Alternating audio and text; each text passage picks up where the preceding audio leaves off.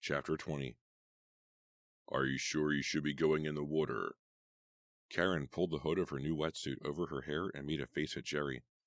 Yes, I'm sure it's okay, Mom. He reached over and tenderly helped her tuck a strand of hair under the hood. Don't make fun of me, he said seriously. I'm just concerned about you, you know. She picked up the snorkeling mask and straightened the straps. Well, I wouldn't have come to this beach party if I couldn't go in the water, would I? She looked back at the other kids who were sunbathing, standing around talking in small groups, playing volleyball, or preparing to go swimming or snorkeling. There were nearly 100 of them here at the cove on this Friday afternoon. She even saw Vince and his gang huddled together away from the crowd by the rocks that jutted into the water. How did all these kids find out about this party, Karen wondered. Somehow word had gotten out, and everyone for 50 miles had shown up at the cove, ready to party. The cove was such a beautiful place to snorkel. It was protected by rock jetties on two sides, so that the water stayed clear and calm. Karen couldn't wait to put on the mask and fins and try snorkeling again. Her first experience had been horrifying. She knew she had to snorkel again to get it behind her. If only Jerry wouldn't be such a worried mother hen. He'd been acting that way ever since 2 days before, when she had told him about how her shoulder had been burned, and showed him her bandaged hand and shoulder. A look of horror had frozen on his face when she told him. He hadn't said a word, just stared at her in disbelief. After telling him about the suntan lotion, she decided she might as well tell him everything that had been happening. There was no reason to keep it from him. She probably should have told him sooner. They were sitting on Venice Beach, shaded by a large yellow beach umbrella. She leaned against him, her back against his side, and told him about how someone was trying to keep her away from him. At first, she admitted, she had suspected Renee. She had even suspected Renee of trying to murder her on the rocks. But someone else was trying to murder her. It was clear. Most likely, it was the girl pretending to be Jerry's sister. She couldn't see Jerry's face, but she could tell by the way his muscles tensed that he was very upset by what she was telling him. Finally, she turned and stared into his eyes. Do you have any idea who is doing it? Who is trying to keep me away from you? His face went blank. His eyes seemed to die. Karen thought she saw real sadness in his eyes, but the sadness faded too. I'm really sorry this is happening, he said finally. But who is it? She insisted. I don't know. I'm just so shocked. I had no idea this was happening to you. I'm just so sorry. For a brief moment, she was sorry she had told him. He seemed more upset about it than she did, but he had to know. He had to help her. You've got to help me find out who it is, she had said. Of course. He had put his arm around her. They hadn't talked about it again.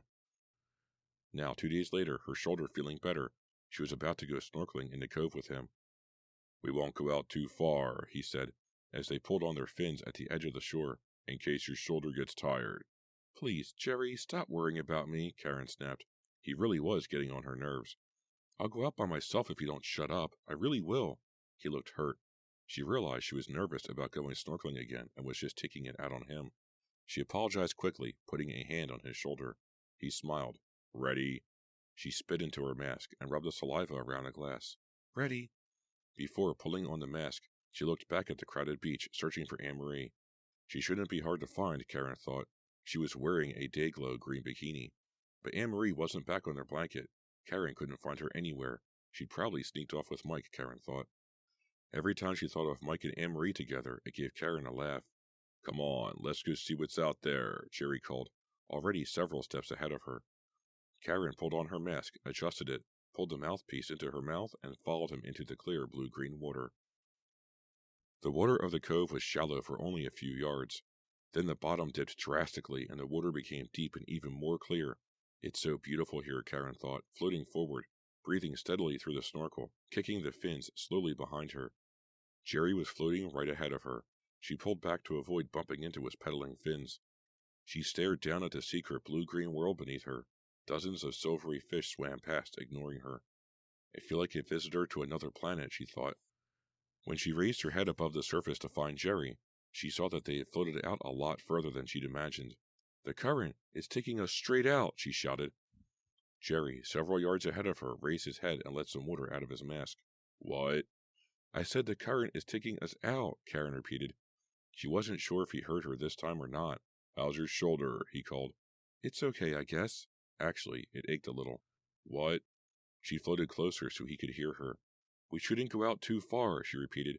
It's the current, she said. It's deceptive. The water looks perfectly calm, but there's a real pull. There's so much to see. He fiddled with his snorkel. There's a reef right out there, he said, pointing, with some really amazing formations. He slipped his mask back on, blew some water out of the air hose, and headed straight out toward the reef. Karen, a little reluctant because of her shoulder, watched him. He's such a strong, confident swimmer, she thought. He really is like a sleek fish in the water. Impulsively, she flattened out over the water and floated after him. Holding her arms low at her sides kept her shoulder from hurting, but now her burned hand was throbbing with pain. Maybe this wasn't such a good idea after all, she thought. Maybe I should have waited a few more days. But it was so beautiful down there. Slender, silent fish were slithering through shafts of cloudy yellow light. She floated further, listening to her breathing, alone in this new world of swimming colors. Where was the reef Jerry had pointed to? She couldn't see it. The ocean floor seemed to drop once again. Had she gotten turned around? She raised her head out of the water, pulling down the mask. Jerry? She didn't see him at first. It took a while for her eyes to adjust to the brightness. Jerry? There he was, several yards up ahead. She looked back at the beach, so far away. Too far. Her shoulder ached now. Her hand throbbed with pain. Jerry? She had gone too far out. Normally, she would have been able to swim back, but now she was in too much pain. Jerry would have to help her. Jerry? Finally, he raised his head and spun around, searching for her. You okay? He smiled, then pulled down the mask, letting it hang down over his neck. She had been feeling a little panicky, but his smile reassured her. He swam back to her with long, sure strokes that cut through the current. He looked so sweet, so concerned, she impulsively leaped up and kissed him. After a few seconds, he pulled away. His expression had changed. Why'd you do that? He asked. I was thanking you in advance, Karen said, surprised by the coldness of his question. I think you have to help me get back. He frowned. Your shoulder. And my hand. I guess this was stupid. She put a hand on the shoulder of his wetsuit. Take me back? But we just got here. His anger startled her. Really, I'm sorry, but I can't swim back by myself. I need your help. I can't help you, he said. Something about the way he looked at her gave her a chill. His face grew hard, his eyes as clear and cold as the water. What did you say? I can't help you. Why was he staring at her like that, so coldly, as if he didn't know her, as if he didn't like her? Jerry, did you hear me? She couldn't keep the panic from her voice. I need your help to get back. I'm not Jerry, he said, staring hard, not blinking. I'm Todd. Chapter 21.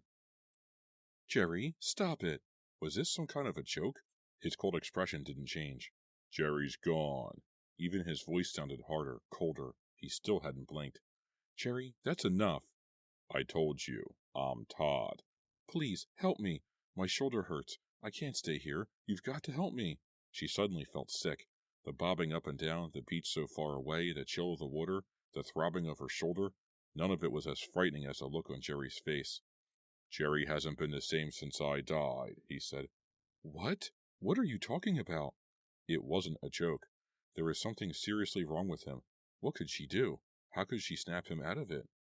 Ever since I drowned, Jerry hasn't been quite right. Know what I mean? He didn't wait for an answer. It was Jerry's fault that I drowned. He knew he could have saved me. I knew it too. That's why I keep doing this to Jerry. Doing what? Karen asked, not recognizing her trembling voice, staring hard into Jerry's frozen eyes, unable to look away. That's why I keep coming back, to warn people. To warn people? Yes. He pulled back his lips in an eerie, terrifying smile. I keep coming back to warn people to stay away from Jerry. Karen cried out in shock. She choked on a mouthful of water. Finally, she sputtered, It was you? I tried to warn you. It wasn't easy. Jerry doesn't like it when I take over his body like this. You were warning me against yourself? I warned you to stay away from Jerry. I warned Renee too, but she didn't listen. So I had to do something bad to Renee. No, Karen cried. No, no, no. She forced herself to look away from those cold, unblinking eyes. How could this be Jerry? He seemed so sweet, so nice. She turned and started to swim away from him. The beach was a ribbon of yellow in the distance. She was too far from shore to scream for help, too far to swim back. The current was pulling her back. Her entire right side throbbed with pain. I'm not going to make it, she realized. and then he grabbed her by her bad shoulder and turned her around. "Let go of me!" she screamed. He shoved her hard. She cried out from the pain. "I warned you, Karen. I warned you about Jerry. Jerry is bad. Jerry let me drown." "Stop, please!" She struggled to get away from him, but her arm hurt too much. She couldn't swim. She couldn't think straight because of the pain. She couldn't escape. "Jerry is bad," he said. "Jerry has to be punished." "Please, please, please." "Too late for please, Karen. Too late for you. Too late for me. Too late for Jerry. Jerry is bad." With startling quickness, he grabbed her snorkeling mask with one hand, pulled it off, and tossed it away. Then he dived beneath the surface. A few seconds later, he reappeared, swimming to shore with strong, steady strokes. He swam nearly halfway back before he turned around. When he looked back, Karen had stopped her struggles to stay afloat. He watched her go under. She didn't come back up.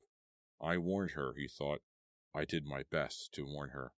He continued swimming back to shore. Chapter 22. Her right side throbbing, Karen did a surface dive down into the water. "I'm not Jerry. I'm Todd." The words repeated and repeated in her ears. "Jerry is bad." She opened her eyes and forced herself down, holding her breath. The salt water stung, but she could see clearly. There it was. She reached out, kicked hard twice with her fins, and pulled the snorkeling mask in with her good hand. Holding it tightly, she burst up to the surface, gasping for air. "If I snorkel back, I think I can make it," she thought, straightening the mouthpiece and clearing the air hose of water. "It will take a while against the current, but it's my only hope." If she snorkeled, she realized, she wouldn't have to use her arms. She could keep her throbbing, aching arm down at her side and, breathing with her head under the surface, propel herself by kicking the fins. That's probably why Jerry tossed away her mask. He didn't want her floating back, able to take her time and breathe as she made her way. Poor crazy Jerry, bringing back Todd the only way he knew how, punishing himself again and again for Todd's death. Poor crazy Jerry. Poor crazy Jerry. She kept up the refrain, repeating it in rhythm as she kicked and breathed, not seeing anything now but a blur of blues and greens pushing against the current, forcing her way back to the beach. It seemed like hours later that she stood up in the shallow water near the shore and stumbled toward the sand, pulling down the hood of the wetsuit, breathing so hard her legs like jelly, her chest feeling about to burst. "Hey, Karen!" She shielded her eyes from the lowering yellow sun. "Who was it?" "Karen, you okay?" "Vince, is that you?" She was still too dizzy, too out of breath to talk. He ran up to her in his cutoffs and sleeveless blue t-shirt, and she slumped against him, holding herself up by putting an arm around his shoulder. "Vince, how did you know?" "I saw Jerry come back, but I didn't see you." He put a strong arm around her waist and led her up onto dry sand. "Jerry? Where is he? We've got to stop him." "What?" "He's crazy, Vince. He's very sick. He tried to kill me." Okay, calm down, Karen," he said softly, helping her walk. "First, let's take care of you. Then—" "No!" Karen shrieked, seeing the tall, red-haired girl running toward her. Vince was so startled by her scream, he let go of her. Karen took a few uncertain steps back. This girl who claimed to be Jerry's sister, she had threatened Karen before. What did she want now? Why was she following her? "What are you doing here?" Karen screamed, as the girl came running up, looking flushed and desperate. "Where's Jerry? Have you seen him?" she asked. "He tried to kill me," Karen blurted out. "Who are you? Why are you here? Why are you following me?" "I've been trying to tell you," the girl said, her eyes searching the crowded beach. "I'm Jerry's sister. I knew Jerry was sick, but I didn't know how sick. You've got to believe me." "Jerry said he doesn't have a sister," Karen replied skeptically. "Yes," the girl said sadly, still searching the beach. "Ever since Todd died, Jerry has been so confused, so guilty. He closed the rest of us out. He's pretended I don't exist. It was as if he only had room for Todd. I've been trying to get help for him, but it's been impossible. He just—" "There he goes!" Karen interrupted, pointing. Several yards up the beach, beside the now deserted volleyball net, Jerry turned and saw them. "Get him," Jerry's sister cried. "Please, before he does something awful." Chapter 23. Vince took off, his bare feet kicking up sand as he ran. "Get him. Please, don't let Jerry run away," Jerry's sister cried, running after Vince. Karen stood frozen on the spot. "I'm not Jerry. I'm Todd." She heard the hard, cold voice once again. Then, shaking her head hard as if trying to drive the sounds from her mind, she started running toward Jerry too. What will he do if we catch him? Karen wondered. She thought of poor Renee. Renee had trusted Jerry. Renee had been with Jerry through the bad times after Todd's death. Did she have any idea how sick Jerry was? Did she have any idea that sometimes Jerry thought he was Todd? Had Todd terrorized Renee too, the way he terrorized Karen? The morning Jerry killed her, did Renee have any idea why? To Karen's surprise, Jerry made no attempt to run from Vince. He stood there on the sand by the volleyball net, watching the three of them approach. And then he started to run to them.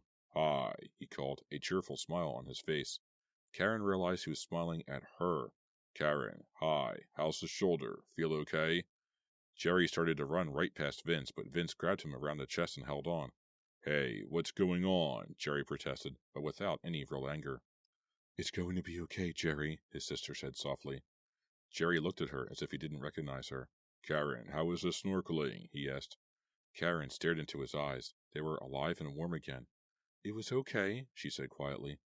"I'll take him," Jerry's sister said to Vince. Vince let go reluctantly. "You sure?" Jerry made no attempts to run. "Come with me, Jerry. I'm going to get you help." His sister took his hand and started to lead him away. Jerry allowed her to pull him, having to hurry to stay with her. After they were halfway to the parking lot, Jerry turned back and called to Karen. "See you later. I'll call you, okay?" "Okay," Karen said, tears welling up in her eyes. Poor crazy Jerry.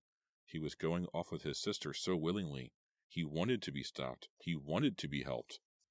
He had tried to let her know from the night that he had met her. Stay away from Jerry. That was his desperate message, his plea to her. He tried to tell her. She just wouldn't listen. Without realizing it, she was leaning against Vince as they made their way to get her belongings, and he had his arm securely around her waist. "Hey," she said, stopping. "Are you really someone I can lean on?" He laughed. "You don't look like someone I can lean on," she teased. "Try me," he said. He scooped her off her feet and carried her across the sand. This has been a Nightfall Audiobooks production of Beach Party by R.L. Stine, a point horror novel, Book 4.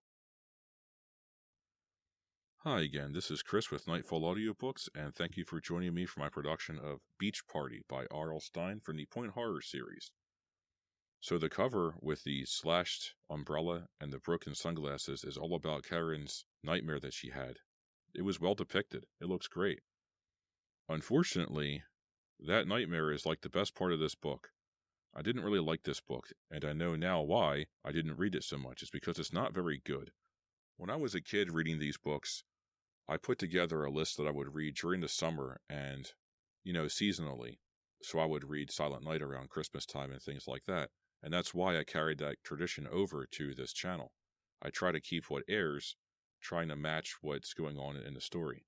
The Snowman is a January story because it takes place in winter, but not exactly Christmas. So right around that time. So on that list of summer greatest hits are One Evil Summer, Goodnight Kiss 1 and 2, Beach House. At that point, you've got 4 very good summer-themed novels. The summer might be nearly over. You're getting on into doing something else. You're getting ready for Halloween and back to school, fall stuff. If I had the cheerleader stories, I would have been picking those up around that time, August into September, because that's fall and that's the cheerleader series right there. That's why that airs around August every year. I didn't really like this book. Karen tries to steal Jerry away from Renee, and then poor Renee, who does put up with a lot of Jerry's grief and him dealing with Todd dying, and then his dual personality kicks in, and Karen's wonder there at the end where she goes, "I wonder if Jerry was torturing Renee as much as he was torturing me." Oh yeah, he was. Absolutely he was. Accidentally or not, he was doing that to his girlfriend. And it's unfortunate because she had to work him through that. In the end, it got her killed. There's a little bit of terror going on, but it's not done properly. Anne-Marie is almost a throwaway character, even though she's second main character. There's too many people and so much going on. There's not enough good characterization in this novel. It's just not a very good, strong summer book. Like I said, you can read those other books I mentioned, and you'll have a much better time. It's a 5 or a 6. It's okay. I'm glad I read it again, because I've owned this book for a very long time and I forgot everything about it, because it's mainly forgettable. What should I read next? I don't know. Send me an email, nightfallaudiobooks@gmail.com. I'm also at home right here on YouTube at Nightfall Audiobooks. Feel free to like, comment, subscribe, and hit the join button to show your support. Any help is greatly appreciated. I really, truly do mean that.